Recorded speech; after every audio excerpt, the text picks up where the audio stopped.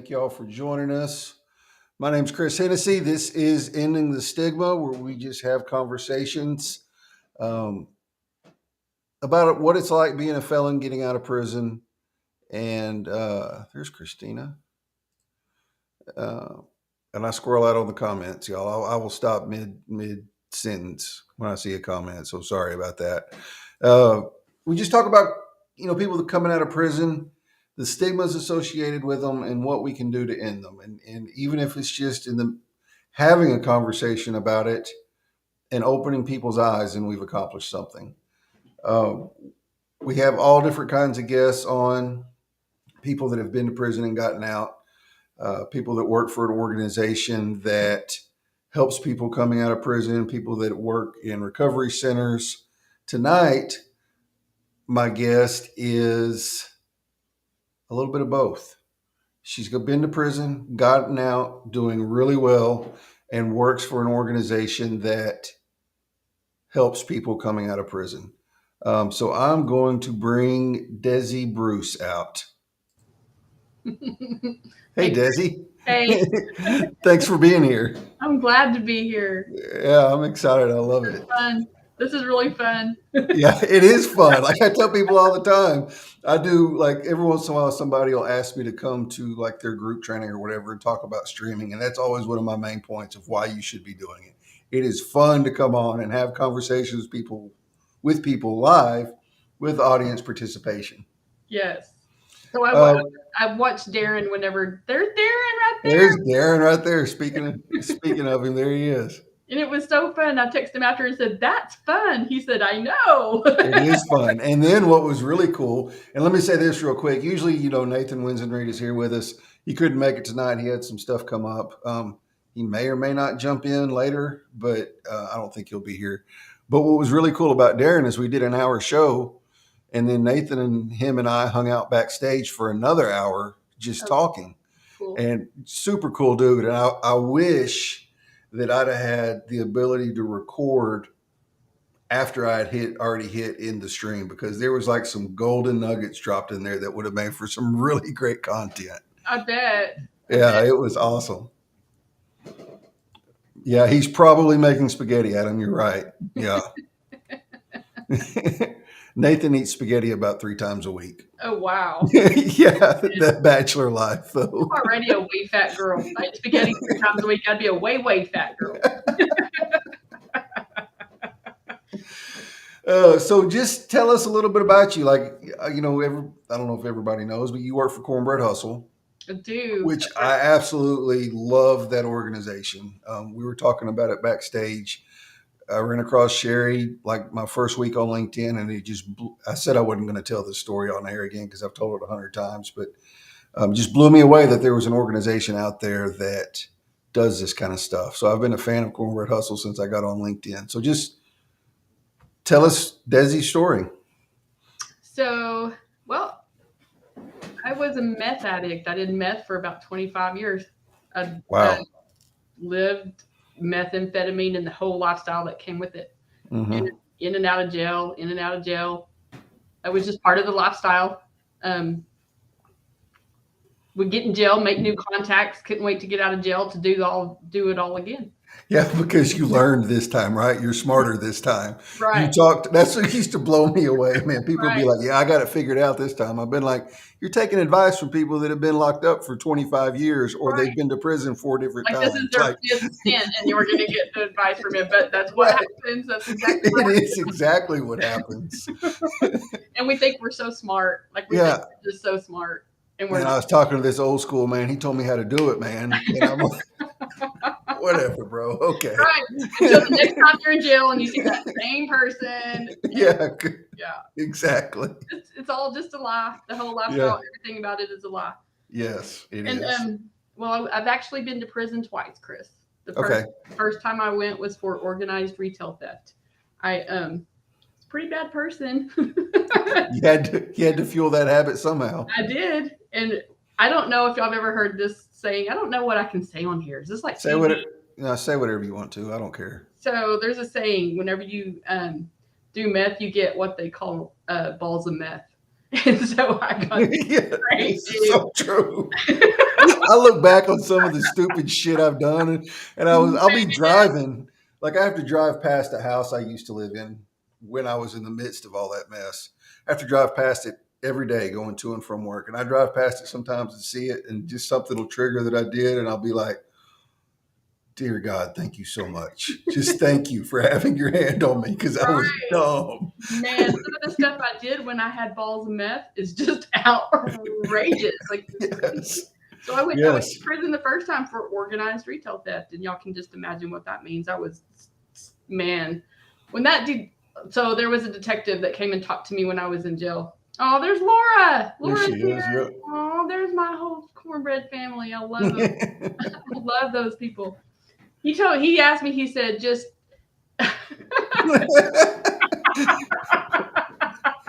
new and Heather and man, it's true. It's so Yeah, it is. he came down to the jail and he said, "Man, would you just quit? Would you just quit stealing? Just quit stealing from us. That's all we ask you to do. Just stop." Because I literally, that's what I did. That was my whole job. Yeah, Stealing from Walmart, stealing from the mall, stealing everything I could, yeah, and went to prison for it.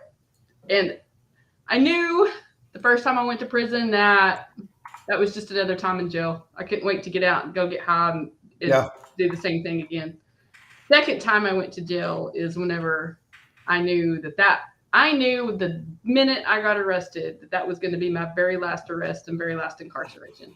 That's whenever the Lord started to work in my life and change me. And I surrendered right then in that holding cell. And God, please change me. Please make me whole again. And that's exactly what he did. And in fact, he delivered me from that drug. Like I just said, please don't make me crave this. I know I'm fixing to lay down and go to sleep. And I did. I slept for about 3 months without, I would get up to eat. I mean, they literally had to make me go shower because I was sleeping. I yeah. had slept 25 years. Yeah, people don't realize. Like I wasn't on it for 25 years. I did it for about 3 or 4. But you come off a most I ever did was like a week. You come off a week bender, it takes you a week to recuperate from that minimum. And if you do that over and over, you never get enough sleep. Never. Right. Never. And that's what makes you crazy. Like the sleep Yes, deprivation makes people it on meth does. crazy. You start Yes. hearing things, seeing things, thinking things that Oh aren't my even God. correct. And the paranoia is just all crazy. Yeah, it's nuts. I get distracted by these comments. Those are Yeah, all. I know. That's cool. This is really cool for me, y'all. I was telling Chris, this is my very first podcast in my life, and I love it. It's fun. Yes. Well, we're very proud that Ending the Stigma was your first one. We're happy about it. Well, I went to prison for 2 counts of aggravated assault with a deadly weapon. I hit another car with my car on purpose, and because I was crazy, and went to prison.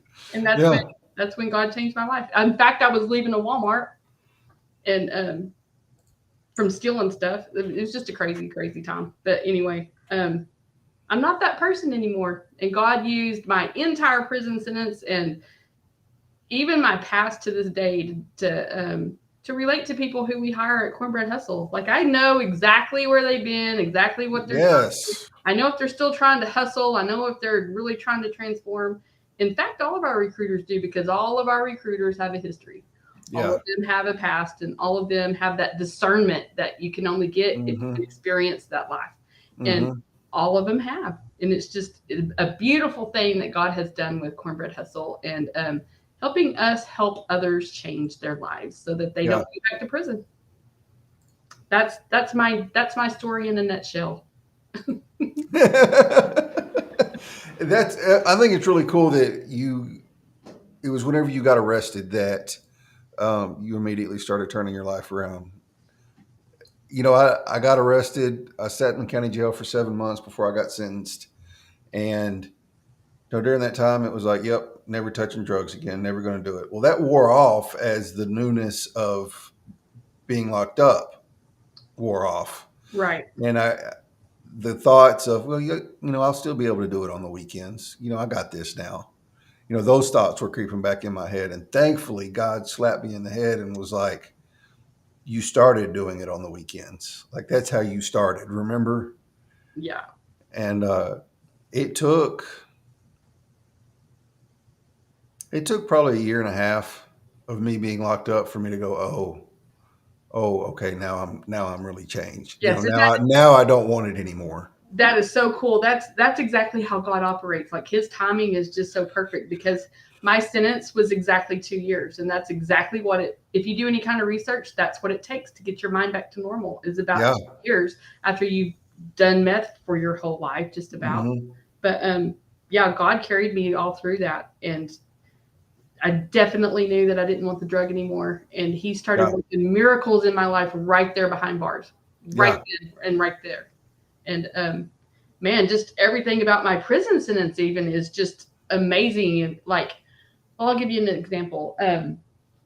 I was in one of the worst women's prisons in the state of Texas. San Saba is horrible. Like it's a Yeah. bad prison.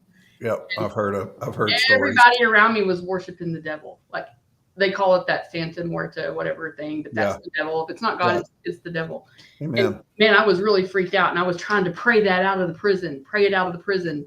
Well, God removed me from that prison and put me in one of the best prisons in the state of Texas for women, Lockhart. With Yeah.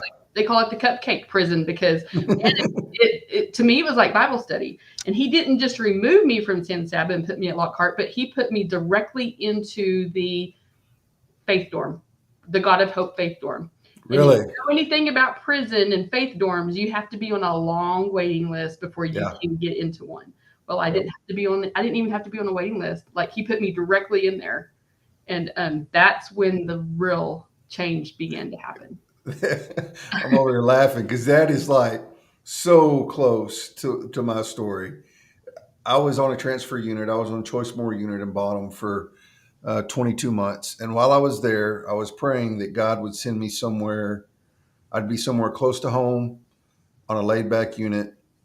And I didn't want cells. I wanted dorms. Like I didn't want to be I knew I didn't want to be in a cell.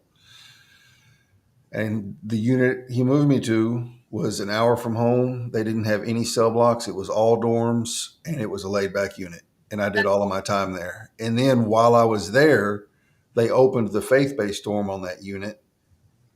And I was in the opening group for the faith based dorm. And it was in the faith based dorm. This is like, I tell the story and people, it still amazes me every time I tell it. People, the volunteers that were teaching the classes from all different churches all over the Houston area were coming in, and every one of them was teaching on identity in Christ and who you are and who God says you are, not who the world says you are. God says you're this, this, this, and this. You're not a drug addict. You're not a mess up. You're not this. And it was like, it was so cool to sit back and watch because they didn't know each other. And for, 2 years plus, God was just dumping that all over me.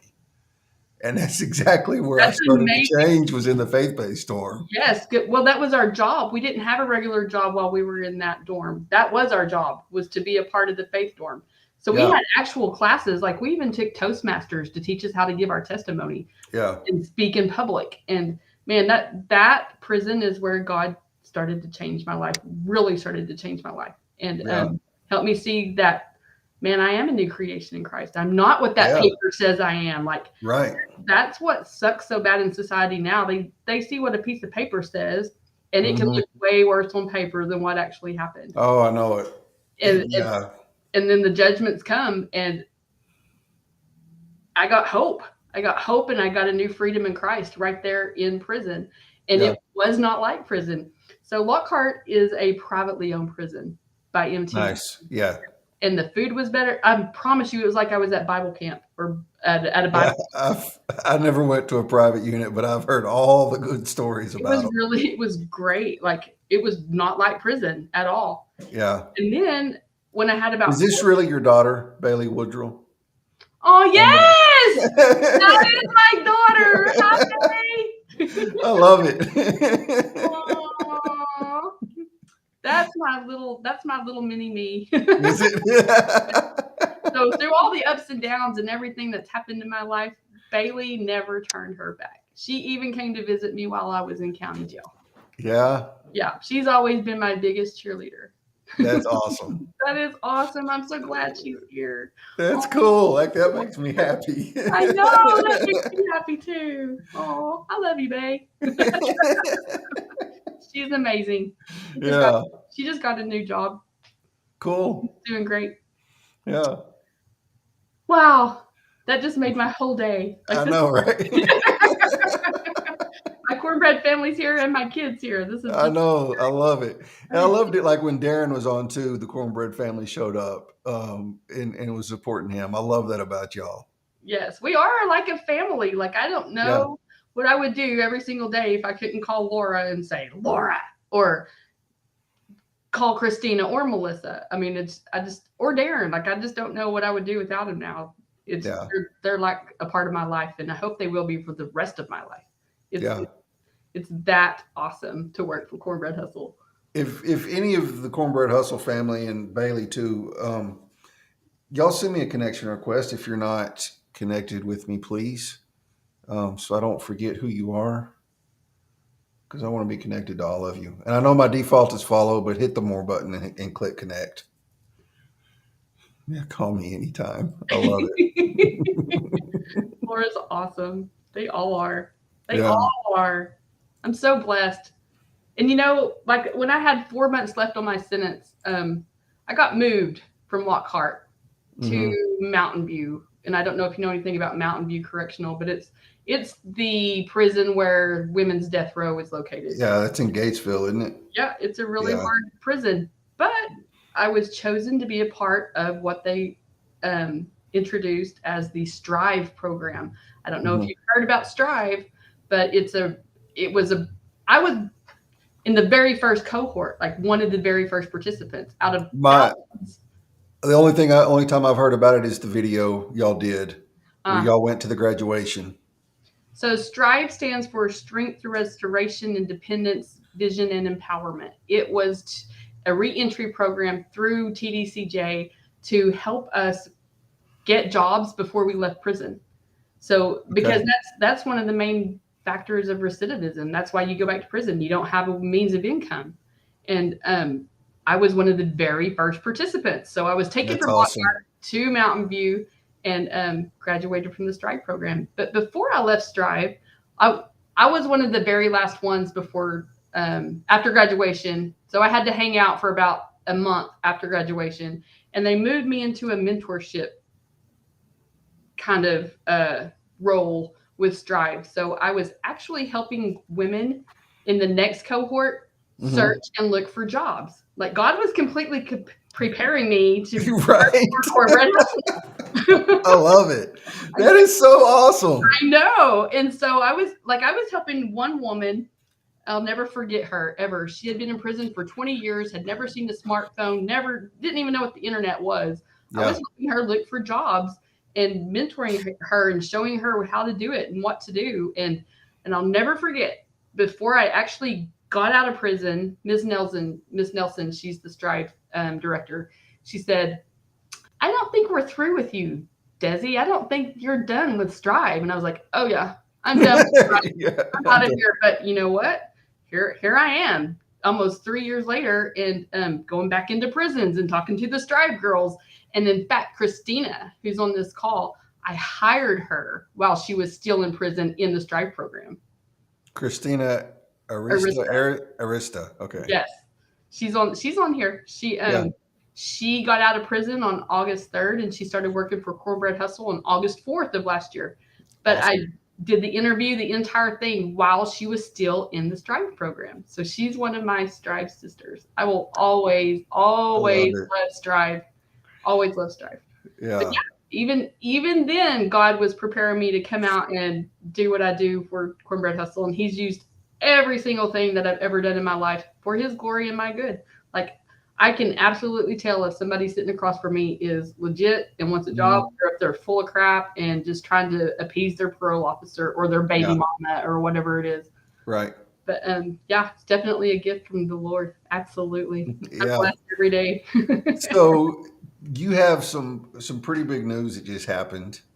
So just tell us about that, and tell us about the struggles it was to find a house or to find housing, and how long you were living where you were living, and tell us that story. So when I got out of prison on December 20th, 2019, and I went to live at a faith-based transitional home in Duncanville called Grace Place Properties. Mhm. And that's another journey that God put me on to help change my life after Strive and after prison was Grace Place Properties.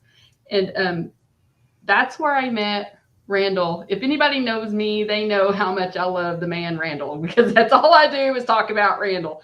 Well, we met at Grace Place and we stayed in the program for about a year. And after I finished the program, I completely finished phase one. And in fact, I'm still connected to Grace Place very deeply and attend their 12-step region program every week. But we decided we were going to leave Grace Place together, and we had hell finding somewhere to live. We could not find housing because I have aggravated assault and theft on my background. And if you know anything about housing or jobs or anything like that, theft and aggravated charges are the two hardest crimes there are for you to get housing or a job. And man, we were spending tons of money on application fees trying to find some place to rent, and we got turned down everywhere we went because of my background. And Let me shout out my mom real quick. That's my mom right there. Hi, Mom. hi, Chris's mom. This is so fun. I love this that your son invited me to be on this. This is great. Anyway, we just got tired of paying all those application fees and getting told no and this and that. So we lived in an extended stay hotel room for over a year. We moved out of Grace Place on January 6th of 2021, and we bought a house. We closed April 15th of 2022. So we lived in a hotel for over a year. Wow. An extended stay hotel. I just looked at Randall one day and said, look, we're just going to buy a house. And he said, okay. Right. And man, so Grace Place Properties, they hooked me up with Watermark Church in Dallas. I don't know if any of you have ever heard of Watermark, but an amazing community church. And they have a program called Faith and Finance. It's a financial catalyst program for people who need a helping hand. People coming from prison, people who are homeless, all kinds of different people. I attended this program, and for every dollar I deposited into a savings account, they matched it times 2. So, and it's a 15-month long program. So for 15 months, the maximum I could deposit was $250 a month. So for the entire 15 months, I deposited $250 and they deposited $500, which gave me $750 a month to put as a down payment on a house when I completed the program. And that's what happened. We bought a house. Awesome. We bought a house. Thanks to Grace Place and Watermark and God. And God, yeah. First and foremost, God. Yeah. He just kept opening doors for me. Like, okay, go to Lockhart, go to Grace Place. You're gonna have to live in this motel, but you're gonna buy a house. Go to this program. Like, and he introduced Cornbread Hustle to me. Like Cornbread, God definitely used prison, Strive, Grace Place Properties, and Cornbread Hustle to change my life. Absolutely. If I remember right, a post that y'all did where you had found a bag of meth or something out on the sidewalk or something like that. Is that right? At the hotel? Was that you or is that another somebody? Me. Okay. No, that wasn't me. Okay, maybe it was somebody else. Somebody else was talking about, and Sherry may have posted it about someone else. I don't remember, but it was somebody had found a bag of meth and brought it to her and was like, "Look, just so you know, this is how I know I'm recovered." Right. Because I didn't use this. I do know what you're talking about, but that wasn't me. Okay. No, I do know that, man. I just know that I'm never going to do drugs again. I just know I'm not. Yeah. I just know I'm not. It's not even a thought. It's not. It doesn't even cross my mind. In fact, it kind of makes me feel icky whenever I think about all the things I've done and places I've been and the people I've been around, and it's kind of icky. It is. And I say that to people. You know, like you could throw a sack of dope in front of me right now, and it wouldn't faze me. Like there's nothing in me that there's just nothing in me that wants to do it anymore Right. because I know where it's going to lead. Yes. It's not worth getting high Mm-mm. Nope. because all It's it's going to not. take is one time, Yes. and That's all. here we go. Yes. Yeah. It's literally all it will take. I know that. Well, whenever I left prison, I had to go to a place like Grace Place. Well, first of all, I had to go to prison. I had to be completely locked up so I could stop because, man, I don't know how many times I tried to stop and couldn't do it and didn't do it. I mean, I would get clean for a day, maybe. You were coming down. That doesn't count. Right. Right. That doesn't count. But man, I had to be locked up completely away from it and away from the people. That's the main thing for me was being in around the same people, the same lifestyle, the same places. I had to be locked up away from it. And then whenever I got out of prison, I couldn't go back to my hometown. I had to completely relocate to a new area where I knew nobody and just start from scratch. Yeah. That's probably the thing that helped me change the most was not going back to that same old people, places, things. That is truth right there. Yeah, I was just fixing to say people, places, and things. You got to change them. You have There's no ifs, ands, or buts. That's one of the questions we ask people who come in applying for jobs.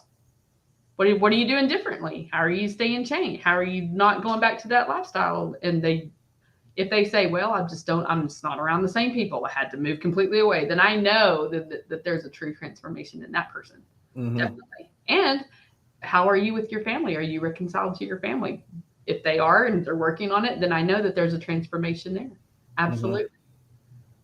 I was estranged from my family for a long time because, well, I was ashamed and, well, they got tired of me. Like, they got tired of me and my crap. And I don't blame them. My poor mom, man, strongest woman in the world. My mom is the strongest woman in the world to have to put up with some of the crap I did.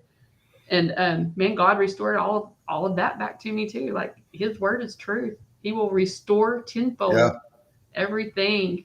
Everything. It's just amazing. It's just amazing. Yeah. My mom went through hell with me too, man. Like in the 3 years I was out there messing up, like cops showing up at their house looking for me, cops kicking my door in to run a search warrant, just all that kind of stuff. Like, mom didn't want to think about their kid going through that kind of stuff.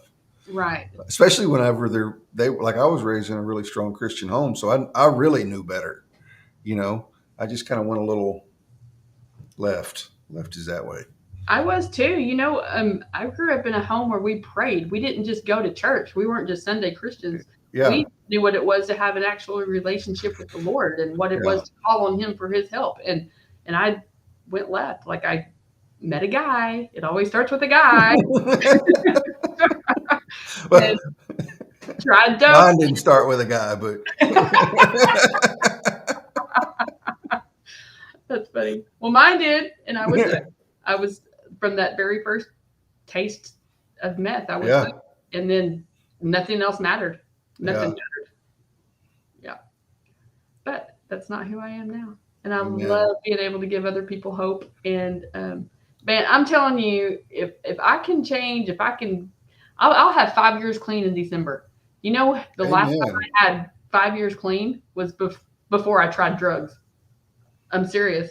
I had never had 5 years clean since I started doing drugs until now. So if I can do this, man, there's hope. There's definitely hope in the future for people. Yeah, definitely. And I will be out 6 years tomorrow. Tomorrow will be 6 years that I've been out. That's awesome. Congratulations on that. Thank you. Yeah, and I'll be off parole February. Oh, cool. Yeah, I'm like down to the very nitty gritty now, like 8 months or something, 9 months. So I never got to be on parole. I had to do my entire sentence, which is okay. Since my charge was aggravated in the state of Texas, you have to do a minimum of 2 years. And that's what my sentence was 2 years. In fact, well, I didn't get to tell you this part, but I'll tell you this part. When they first came at me with an offer, they offered me 18 years. And holy crap. Yes, I freaked out. And I told my attorney, I said, man, I'm just going to have to go back to my cell and pray about this. I don't even know what to say. Yeah, I know it. So I went back to my cell and got on my knees and like, God, if you want me to do 18 years, I'll do 18 years, but I don't want to do 18 years. Please don't make me do it. And just started praying and thanking him for loving me enough to even offer me 18 years. And I kid you not, it was 30 minutes later, the jailer came back and he said, man, your attorney's on the phone again. So I go back to the phone and my attorney said, well, I don't know who you prayed to or what you prayed for, but they said if you will sign today, 2 years. And I said, where's the paper? Where's the pen?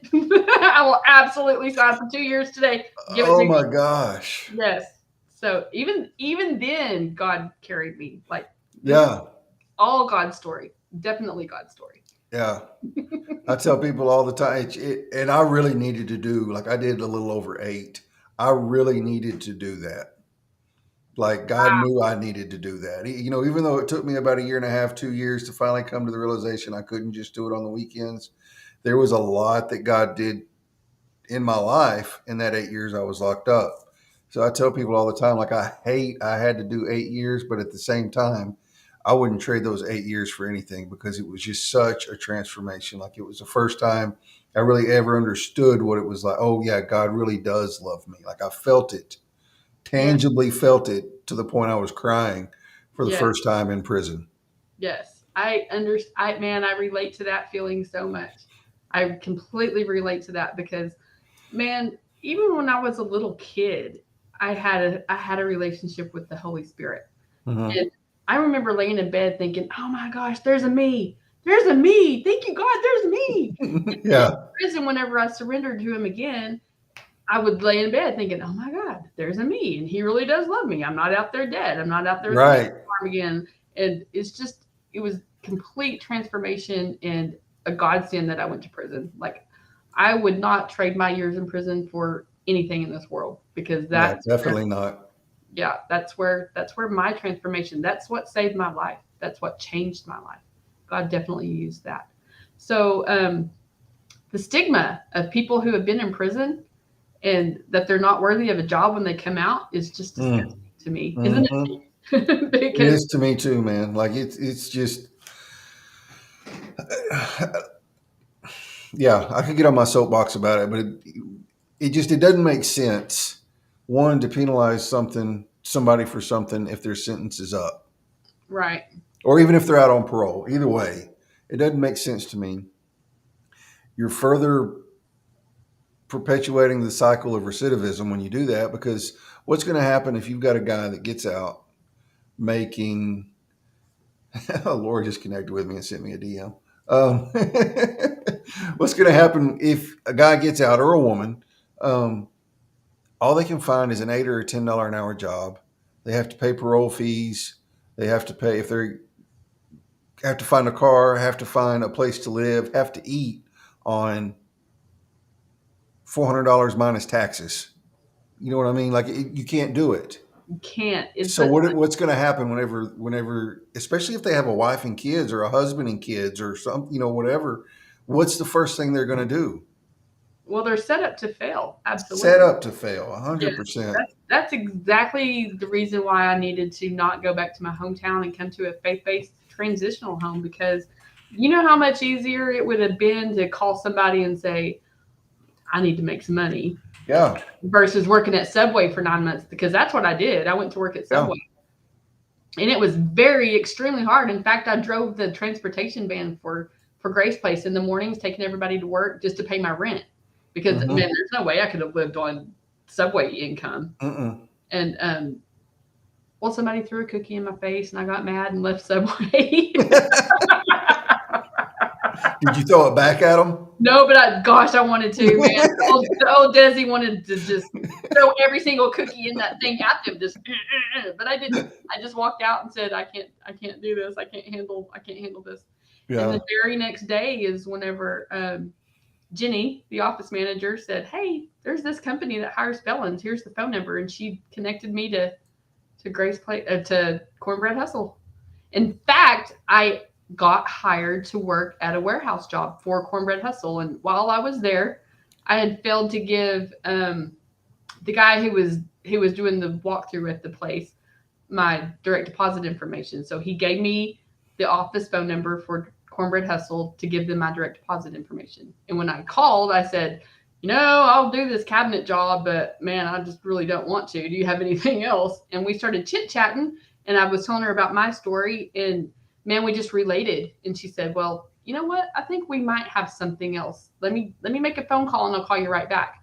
Well, I know now that she called Sherry and said, hey, I've got this girl who I want to come recruit. And she called me back and she said, well, would you want to come recruit for us? And that's how I got started at Cornbread Hustle. I was actually going to be a temp in a warehouse, and then just called and begged for anything other than to have to work in that warehouse. That was going to be my next question. Was whenever you went to work for Cornbread Hustle, was it as a temp job or did you go directly into the office? Well, it started. Started out. Yes, Yeah. I was supposed to be a temp, and then called her to give direct deposit information, and she brought me on as a recruiter, and I've been there ever since. In fact, That's awesome. That's so awesome. I know it's all God. It's all God. Yeah. Like God. I look back, and I know you do too, like over the 6 years I've been out, and just see everything that's fallen into place. And it just makes me speechless sometimes. Completely. Like, how do you describe it? It's just like, you can try, or I can try to, but I start getting stuck. Like, it's just God. It's just God. That's the only explanation I have. Or even, man, it's even in the Strive program, helping those girls look for jobs on the computer. I mean, every single thing. And then put me in touch with Jody that day whenever I called Cornbread Hustle. And she said, well, come to work for us. I mean, I knew that was God. It was just amazing. It's just amazing. What can happen when you actually surrender and let him lead you? Yeah. And not try to control your own life, because, man, we saw what happened when I tried to control my life. I went to prison and did a whole stuff. Had balls of meth. I've never heard that, but that is the best way I've ever heard to describe it. Because you do things you would never even. I look back, I'd never think about doing that stuff. Oh, hell no! What are you talking about? Yeah, Darren, you are absolutely right. There is a plan and a design for every single one of us. Mm-hmm. This has been lots of fun. Yep. Mom. Oh. Yeah, it had to have been rough on her. Man, I can't even imagine. I have my own kids now, and I just can't even imagine. Yeah. Yeah. And like, I got to shout out my parents and really my whole family. Like, they were there through the entire thing. They never gave up. They came and visited me. Like, it was just, they were everything I could have ever wanted in parents while I was in prison and out of prison. But well, that's awesome. Well, my family was there the first time I went. They were all there gung ho after I came out, trying to help me get back on track, and then I just didn't do it. And they couldn't watch that again. They couldn't watch me continue to kill myself and destroy my life. And they all basically, they turned their backs. I know I could have called them at any time and said, hey, I need help, but I was too proud and I was too ashamed. So I just didn't. It was easier to ignore it. And man, I don't blame him. I don't blame him, because whenever I went to jail, I absolutely had nobody but God. And that's what I needed. I needed to be left alone with nobody but God. And that's what happened. So, man, I thank my mom every single day. Like, she's amazing. And she never gave up on me, though. Like, she never gave up on me. Did your parent, or whenever you were in prison and estranged from your family and all that, did you recognize that it was going to take you getting out and proving yourself first, or were you bitter about? Oh, no. I knew I was going to have to get out. And this is what's so cool too, man. I hadn't talked to my mom in probably, I don't know, 3, 4, 5 years. I don't know how long it had been. There is no time when you're on meth. You don't know how much time goes by. Well, I look back and try to think now, what year did this happen? I don't know. I have no clue. Don't know. I really don't know how long it had been since I talked to my mom, but it had been a long time. And for Strive, for graduation, we were able to invite our family. We were able to make a free phone call and call and invite our family. So I called my mom from prison And we both, before we could even say anything, we both just held the phone and cried for about 5 minutes. And she said, I love you, Des. I can't be there because she already had a prior obligation. She said, but just know that I'm very proud of you for persevering, and please call me whenever you get out. So that's what I did. The very Wow. first day I got out, I called my mom and said, Mom, I'm out. I'm at Grace Place and everything's going to be okay. She said, I believe you. And we started building our relationship from there on. But you're right. My sister, like my oldest sister was my best friend growing up. We had friends, but my best friends were my sisters. Those were my friends. And Mhm. even my oldest sister, she wouldn't speak to me for the first 2 years I was out of prison, Yeah. because she had helped me the first time I got out, and she just Mhm. couldn't go through that hurt and that pain again. But now I'm completely reconciled back to my big Praise God. sister. I know, it's just amazing. But Yeah. yes, it took work, and it took dedication, and it took me proving, not just words, not just lip service, Mhm. the actions, the showing them. And now every time Sherry makes a video, I get to send them that video. And my sister calls me and she's just crying, saying how proud she is. It's just I God. love it. I love it too. It's And just it adds to it. Like the story is amazing and listening to you talk is amazing, but it adds to it like whenever it's a professionally produced video with background music and drama. You know what I yeah, mean? like the It just like makes it like my baby's doing something, I know, like the you whole know? the house buying video. Sherry produced the Oh video, my God. Yeah, that was and I sent that amazing. to my sister and my mom, and they were all like, "Oh my God, we just love you!" Like God knew that I needed to prove that to them, and He made a way for Yes. me to show them, because Yes. they're 8 miles away from me. I was born and raised in Spearman, Texas. I don't know if Okay. you know where that is, but it's about 90 Mm, miles north of Amarillo, in the very, very far north panhandle. okay. It's pretty far from here, but I don't get to see them daily. But they get to see me through these videos and Yeah. things, which is just amazing. It's just That God. is so cool. I know. It I is very love that. cool. It's my life now, and it's just Yeah. amazing. And it's so cool that you realized that while you were in prison, because, going back in and doing prison ministry, and then also even while I was in prison, listening to guys say they'd be mad because their family didn't want to have nothing to do with them or was leery or whatever. And I used to tell them, man, how long have you been coming to prison? How Right, long have you been messing up? right, How many times have they been through this? right, They're not, this is 25 years worth of bad behavior, bro. It's not going to take because you said so this time, you right. know, Yes, definitely. you're going to have to prove it, but you got to stay strong. I get it, man. Like your family doesn't have anything to do with you. That's got to be rough, but you got to stay strong and just know that God's going to work that out. Absolutely. And God gave me peace in my heart too the whole time I was locked up. I Hmm. knew that my mom loves me. I know that I knew my sister did. I knew they had gone nowhere. I just know that that's how it had to be for Yes. the time being. And Yeah. God also put, like, I would write my mom a letter once a month saying, "Hi mom, I'm doing really good. This is what's happening. Um, this is what my release date is." I and she wouldn't write me back, but that's okay. God kept telling me, just Yeah. give her an update, give her an update, give her an update. Yeah. And I learned after I got out that man, my mom clung to those letters. Like those really were Wow. very important to her. That it gave her peace of mind to know, hey, I'm okay. And that's how she knew that I was transforming, because I wasn't asking her for anything. I wasn't trying to Hmm. manipulate her into sending me money or doing any of the crazy Hmm. crap that I used to do. I was just, Hmm. hi mom, I love you, and I'm okay. Yeah. That's awesome. No, I know that was God too. Because you had to have been thinking, not getting any response back. You had to have been thinking, should I keep doing this? Yes, it did cross my It had to have been a little bit discouraging, it even though you knew why you were doing it. But something would happen invariably, and God would just give me peace about it. Like, yes, you need to write her this letter. And I sent my sister a birthday card, and I would write my daughter Bailey, the one who's on here. She would write me back. She Yeah. didn't turn her back.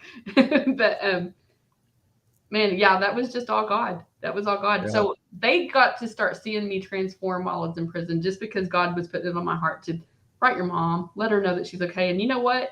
I put myself in those shoes right now. Say Bailey went to prison, And she was sending me a letter once a month. I would cling to those letters too. I know I would. Those Yeah. would be very important to me. Yeah. And that's just all God. I wouldn't have done it without God telling me to. I promise. Just from the shame of it all. Yeah. But yeah. I love it. This has been an awesome story. Um, so like, tell us exactly what, I mean, you're the recruiting manager. So I'm assuming, just by the way you were talking backstage too, like you're managing the other recruiters, right? Yes. So So tell us about what that's like and what the recruiters do. so my first and foremost job is client manager. I make sure all of our clients are happy. And the way I make sure all of our clients are happy is to make sure our recruiters are producing for them, bringing them the manpower that they need. So And when you basically, say clients, you're talking about the companies that y'all send employees to. companies that hire Cornbread Hustle that need temps. Okay. So in order to keep them happy, I've got to keep my recruiters producing. And they're great. They don't really need me anymore. In the beginning they did. Mm-hmm. But I post the Indeed ads and I assign everybody a job for the week and we make placements. We pull people and put them in jobs, and it is what it is. Yeah. And y'all have y'all can do direct hire too, right? We also have an arm of our company now that is only direct hires. Direct hire is more like a headhunter position for professional jobs that pay over 60 grand a year versus temp. Yeah, there is more skilled profession. But they're still felon friendly, second chance. Yes. And see, that's what is amazing to me is, let me back up because I'm going to go somewhere with it. In the temp jobs, they have the option to hire them full time if it works out, right? So that's our goal. We want every single one of our clients to hire our temps directly. Yeah. So there's like a 3-month probationary period where they work as a temp for us. And then at the end of their probationary period, their performance is looked at and their attendance record is looked at. We can get them in the door, but they got to keep their job. Right. They got to keep it and produce and perform. And then at the end of that period, the company can pull them on as a direct hire and give them benefits and raises and treat them just like an employee because they become an employee. It is not Cornbread Hustle's goal to keep anybody as a temp because that defeats the purpose. Defeats the whole purpose. Yeah. Because if you're a temp and you get to work for 3 months, but then you got to go look for a job at the end of your 3 months, it's just very discouraging. Yeah. So we want every single person that comes to work for us to become a direct hire with whatever company we place them in so that they can get those benefits and opportunities of advancement and be successful in society. Definitely. Yeah. The difference in a temp and a direct hire is we also have clients who come to us and say, I need 15 diesel mechanics, or we'll pay them $75,000 a year. So we do all the ads, all the vetting, all the interviewing, and then give them candidates as we get them. And if they hire one, then they don't hire them as a temp. They are automatically hired on with that company, and we charge a fee, a percentage of their annual income. Yeah. So that's the difference in a temp and a direct hire. But yes, we do both. We specialize in both, and they know if they're coming from Cornbread Hustle, they have a colorful past. But the key is not anybody coming from prison can get a job with us. The key is the true transformation. Right. Just because you got out of prison and you need a job doesn't mean we're going to give you one. You have to show us the want and the willingness and the change so that we can help you. You have to help yourself for us to help you. And that's what's so cool about Cornbread Hustle versus other temp agencies is the other temp agencies are great. I mean, they serve a purpose, but y'all truly try to help the people that come through your door. Yes, we want them to have sustainable income, gainful employment. Where most temp agencies, nothing against them, but they want to keep you as a temp because that's how they make their money. Yeah. And nothing, I'm not dogging that. I'm not talking about that. That's just not the goal of Cornbread Hustle. We want you to get a permanent job where you can be successful and advance and have benefits and the whole works. So. And the fact that there are jobs out there, felon friendly, that are paying 60, 70, 80,000 a year, that's got to be like, that gives people hope. Yes, there are those jobs. There's a lot of people who have been to prison who are highly skilled, Yes. very skilled. Just because they Yes. made a mistake in their life doesn't mean that they're not hireable or not going to be a good employee. It means they made a mistake in their life. Right. That's what it means. 100%. And man, we try to raise awareness. I feel like I have a list. We try to raise awareness. I got tongue tied. No, go ahead. Raise awareness. Ways of awareness. Instance amongst clients to say, hey, look, this is what this person did, but that doesn't define them. They can do this, they can do that. And I promise, if you have somebody who's been to prison and can do a prison job, man, they can do any job out here. Yeah. They just can, because those are not the best jobs in the world in prison, and they don't get paid for them. Right. And there's people like, you can get bounced from unit to unit because of your job, because of your skills. Yes, definitely. If they need somebody over here, like our IT guy here, he's been to prison too. They needed somebody that knew how he got, like, I don't know all the ins and outs of it, but they needed somebody that knew how to work on computers at a unit. Yes. And so he got transferred over there and was like working on the warden's computer and doing all kinds of crazy stuff. Yes, for free. For free, yeah, for free. Darren said y'all also offer health insurance to your temps. Yes, so that is huge. That is very huge. As of May 16th, just a couple of days ago, we got the green light to start offering health insurance from day one to all of our recruiters and our temps. So the very first day you work for Cornbread Hustle, you can have health insurance. That is amazing. That's awesome. That is huge. That's huge for people. Like, I've got a guy right now who works at one of our clients. His wife is on insulin or something, and it's like $500 a month just for her prescription. He's like, man, I really got to have this insurance. So guess what? He enrolled in insurance, and now he has help buying his wife insulin.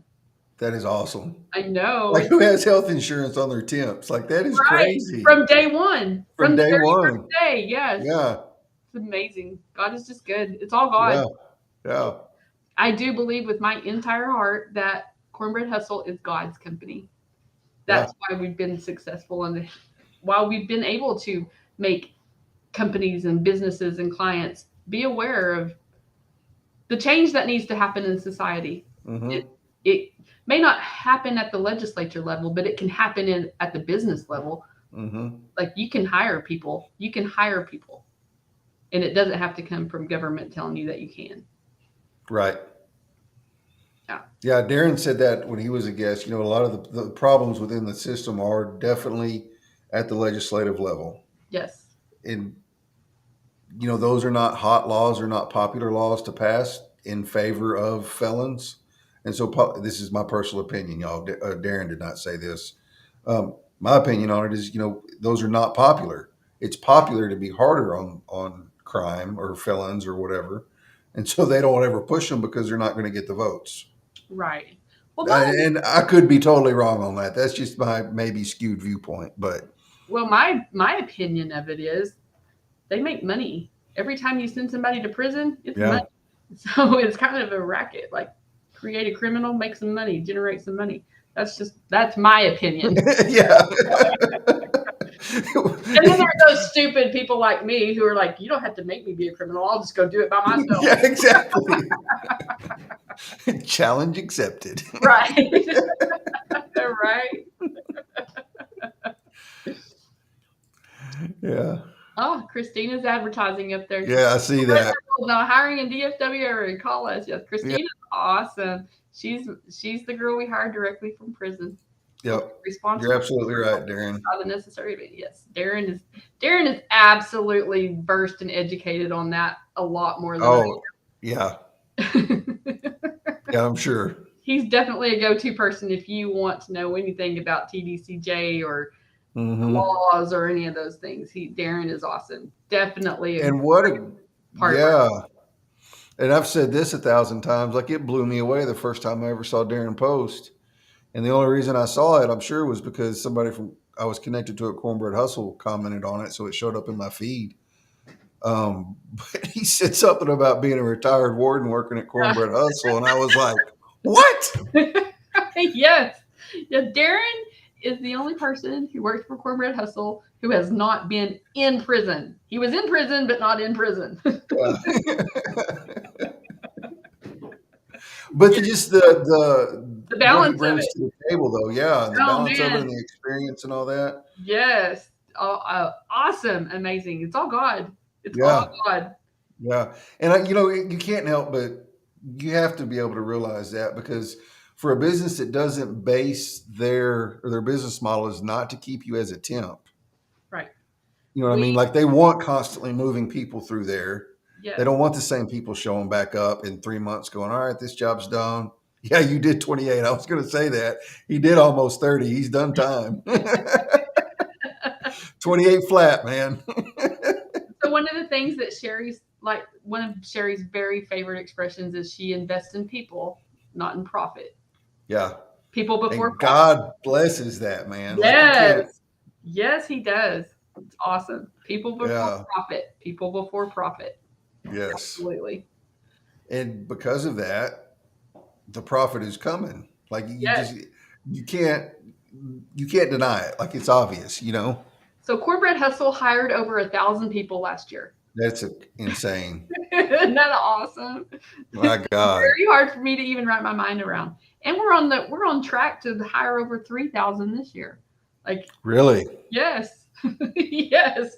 We just keep growing and keep adding. And How many people work there, like on staff in the office?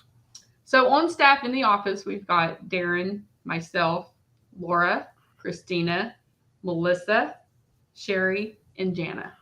We've had some turnover in our on our internal team, and James and Linda. Don't let me forget those two people. Linda's our Okay. payroll. James is our marketing and IT guy.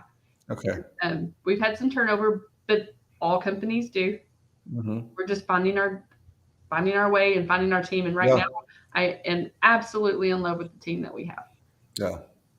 I couldn't ask for a better group of people. Amazing, Yeah. absolutely amazing. Yeah. That's awesome. Yes. Like that is, it's just awesome. I love what you guys are doing. Like I've loved it since the first time I stumbled on one of Sherry's posts, and then just watching like the staff start being more active on LinkedIn has been really cool too, because that's just getting more, spreading the word more. You know what I mean? You know, the life I lived, I never even heard of LinkedIn until Sherry was like, "You don't have a LinkedIn?" And I was like, "No." So I joined LinkedIn like, I don't know, a couple of months ago. And now Christina joined today and Laura's got a LinkedIn. So it's just, man, it's just amazing. Yeah, it is. It's very amazing. It's all God. Christina, you're watching on YouTube. Get on, send me a connection request. I'll try to remember to look for you when we get done. Uh, yeah, James's videos are amazing. Like, yeah, that dude puts Great. together some awesome, awesome stuff. And he does so much stuff behind the scenes that are websites and everything. James is definitely the bread and butter. Him and Linda. Linda's our payroll and admin. They do everything behind the scenes that nobody knows about. Yeah. They are definitely the glue of this company. Absolutely. Hmm. I cannot talk about Cornbread Hustle without talking about those two people. They are Yeah. great. And of course, Sherry, our fearless leader. Like, Yeah. man, I'm just so blessed. Not only is she my boss and mentor, she is my sister in Christ, and she is Hmm. absolutely my best friend. Absolutely. Yeah. Yes. And you can tell, like, when she's talking, like, I feel like I know her, even though I've never met her, never talked to her or anything. I feel like I know her because when she does her videos, like her vlog, like you just hear how much She's she cares real. about you guys. Yeah. She's 100% real. authentic and real. Like Yeah. there ain't nothing that is fake about that girl. Nothing. Yeah. She's amazing. She is absolutely a godsend to me. She's Yeah. helped change my she changed my life today. Just at the HR event we were at, just by getting Yeah. her to speak on a whole different platform where I've never heard her speak before. She Yeah. changes my life every single day, and it's beautiful. It's God. Yeah, I watched her. I watched her TEDx talk. Wasn't it great? Yeah, she smashed it out the park, man. Flawless. Flawless, Flawless. absolutely flawless.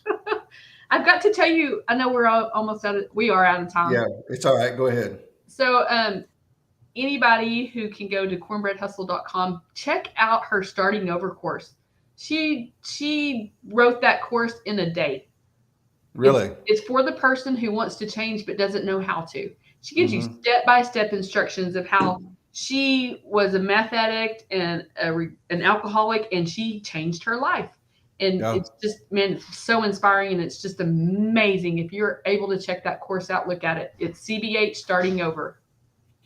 Yeah, and just the fact that she's so open about the fact that she was still in addiction when she started Cornbread Hustle. Yes. Like she does not try to hide that from No, anybody. in fact, she was an alcoholic for the first 2 Yeah. years Cornbread Hustle was in existence.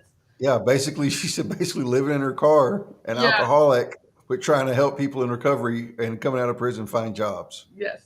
But that's just another testament to God's grace, because he doesn't always call the equipped, but he equips the called, right? Absolutely. And the Yes. gifts and the callings of God are irrevocable. So it doesn't matter what you're doing.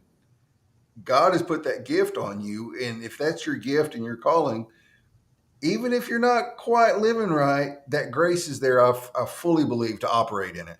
Yes. I am definitely a living testament to that. If it weren't for God's grace, man, I'd be in hell right now. Yeah. Definitely. All right, guys. This has been awesome. I've loved it. I've loved every minute of it. I don't have a guest in 2 weeks yet, so nothing to announce there. If anybody in Cornbread Hustle wants to be my guest 2 weeks from the day at the same time, shoot me a DM, and we will get you on the show to tell your story. Yes, I advocate for that. I support that. Yeah, and I know Darren does too. And that's the kind of stories we really, Laura. I'm talking to you, Laura. And for some reason, the comments quit populating in Restream. So I see you guys, but they're not popping up on Restream, so I can't put them on the screen. Some of our favorite people, our favorite people to have on the show, are the ones that have been to prison, gotten out, doing good, because it shows people that we do change.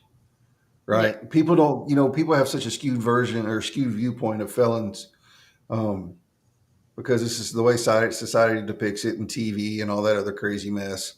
But when we can show people that change happens, and not only just change, like real change and success, like it shows the people coming out of prison that it's really possible. You don't have to be working at Subway all the time. You can get a job making a good living, and whether it's through Cornbread Hustle or somebody else, the opportunities are there, but you got to put in the work. Yes, it starts within you. Starts within yourself and your own relationship with the Lord. Yep, definitely. It does. This was awesome, Chris. Thanks for having me. Thanks for coming on. This was I did too.